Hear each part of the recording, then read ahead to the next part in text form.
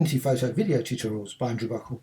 This tutorial I'm just going to show you how you can use what ostensibly is a brush. Now this is available on the Graphicxtras website, but you can use it as pattern design. You can also just use it as a layer. So you can use and create multiple layers from the same design and then apply multiple effects. I'm just going to show you one of these designs. It's a binary code design. Find it on the Graphicxtras website. It's an EPS file, so which is a vector. So you can make it any size.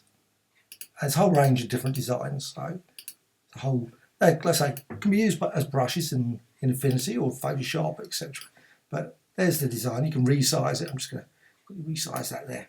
Now, once you've got that, what you can do then, and I've just got over here layers, and you can just go duplicate layers, and just move that over just to have there. Of course, you could additionally do another file place command or something like that. Now, make certain you've actually got the layer there. You can apply effects. I'm just going to go filters and blur, Gaussian blur, and make blur there, and maybe go to that one. Thing is, if you go off by accident, you lose the effect. So the clear thing is just always go, and it's quite easy with this, unfortunately, Affinity, is that the panel over here, you have to click apply. Now, it would be nice in some ways, would be if you could actually auto apply effect. Anyway, it doesn't do that. Now, also what you can do, just go down here and maybe filter and blur and Gaussian blur, and again filter blur, so you can blur that one as well. So you can maybe apply different blur effects to those. Don't have to be blur effects, but again, click apply. Always remember that in Affinity, otherwise you just suddenly think, what's happened to the effect? Now, what you can do then, you can actually just select that and that one. So you want to merge them, so you can quickly just go to layer and merge visible. What you'll see is you've still got the originals. You don't have to keep those active, so you can get rid of those. Sometimes it's slightly a bit odd in Affinity. It does keep the original layers and you get this top layers, but you can always just deselect them, and then you've got that.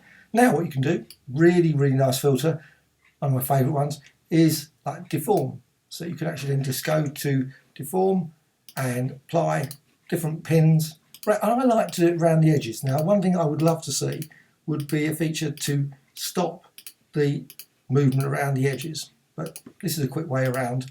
Just add quite a few pins around the edges, and it won't be so right. So once you've actually got that, you can then see it still does go over the edge, but it's not as bad.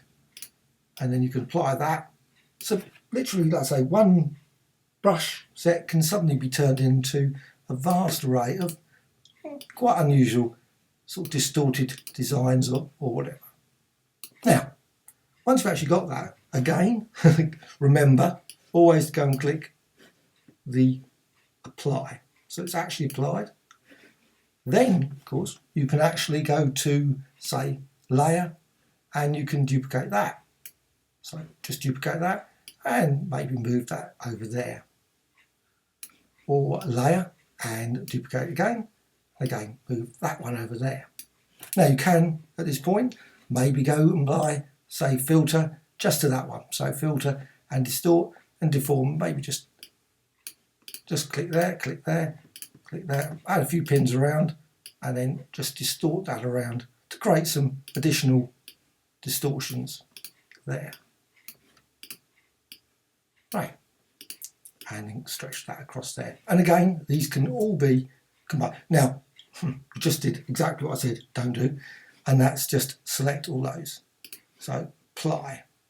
Now, actually you'll notice if you just change that, it just changes the, so just going to go with that one. Click apply, and now that's it, it's done. And again, combine them and layer and merge visible. And they're all combined into a single lovely design. And again, this is another thing with Affinity, all the original layers are still there, so you can just quickly remove them. It does slightly make it odd when you actually apply the effect. Something seems darker than the actual effect, but you have to, like, say, remove the earlier pixel layers. That's the key thing to always remember. And there it is. quick way of just basically from one single brushstroke you can apply and create some very unusual sort of distorted designs. Hope you found this of interest. Thank you much.